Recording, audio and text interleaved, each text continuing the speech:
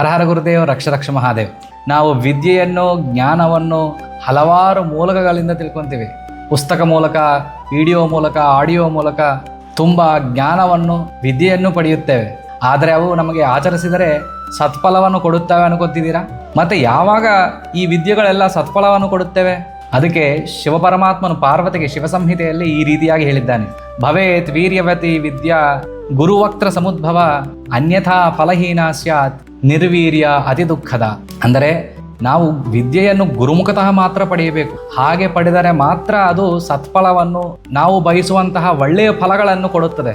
ಅಲ್ಲದೆ ನಾವು ಬೇರೆ ಬೇರೆ ರೀತಿಯಾಗಿ ಪುಸ್ತಕಗಳನ್ನು ನೋಡೋ, ವಿಡಿಯೋನನ್ನು ಕೇಳೋ, ಅಥವಾ ಬೇರೆ ಯಾವ ರೀತಿಯಾಗಿ ಸ್ವರವಿದ್ಯೆ ಆಗಲಿ ಅಥವಾ ಯಾವ ವಿದ್ಯೆಯೇ ಆಗಲಿ ನಾವು ತಿಳ್ಕೊಂಡ್ರೆ ಅದು ಯಾವತ್ತೂ ಸತ್ಫಲವನ್ನು ಕೊಡುವುದು ಸರಿ, ಅದು ದುಃಖವನ್ನು ಉಂಟು ಮಾಡುತ್ತೆ ಮತ್ತು ಅದು ಫಲಕಾರಿ ಆಗಲ್ಲ ಅಂತ.